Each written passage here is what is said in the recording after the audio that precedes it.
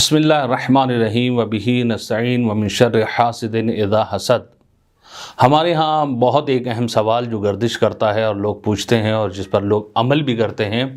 اور وہ یہ ہے کہ کسی کو نظر لگ جاتی ہے یا نظر بد سے محفوظ رکھنا چاہتے ہیں تو اپنے آپ کو کیا طریقہ اپنائیں۔ تو ہمارے ہاں بہت سارے ٹوٹکے جو وہ استعمال کیے جاتے ہیں، ماشاءاللہ سے جتنے منہ اتنی باتیں ہوتی ہیں،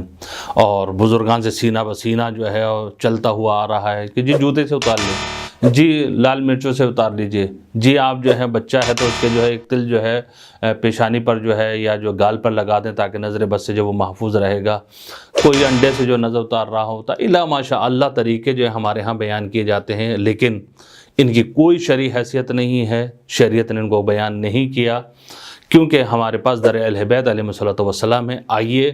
ہم در اہل بیت پر چلتے ہیں اور اہل بیت علیہ الصلوۃ والسلام سے پوچھتے ہیں جو روایات ہمارے پاس موجود ہیں، بہار میں بھی ہے، مصباح کفامی میں بھی ہے، عوالم العلوم میں بھی ہے، کشف الغمہ میں بھی ہے، الا ماشاءاللہ کتابوں میں آپ کو جو ہے وہ روایات ملیں گی۔ چھٹے امام جعفر صادق علیہ الصلوۃ والسلام سے بھی ہے، امام رضا علیہ الصلوۃ والسلام سے بھی جو روایات جو وہ موجود ہیں۔ کچھ طریقے ائمہ طاہرین علیہ الصلوۃ والسلام نے بیان کیے ہیں، ان میں سے پہلا طریقہ جو ہے وہ یہ ہے کہ امام یہ فرماتے ہیں کہ آپ ہاتھ میں فیروزے کی انگوٹھی یا عقیق کی انگوٹھی یا حدید سینی کی انگوٹھی پہنیں تاکہ نظر بد سے جو وہ محفوظ رہیں۔ ایک طریقہ یہ ذکر کیا گیا۔ دوسرا طریقہ یہ ذکر کیا گیا ماشاءاللہ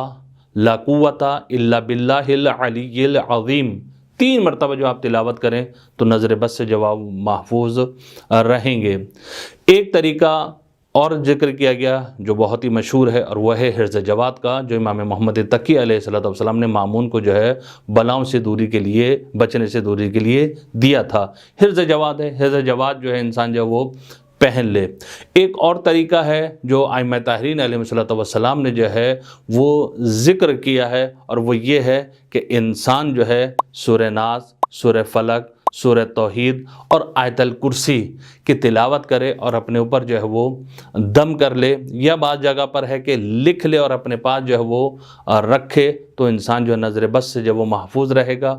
ایک اور ہے طریقہ جو امام رضا علیہ السلام نے بیان فرمایا ہے کہ اگر کسی کو نظر بد لگ جائے یا محفوظ رہنا چاہتا ہے تو وہ کیا کرے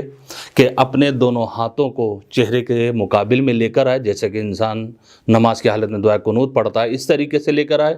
اور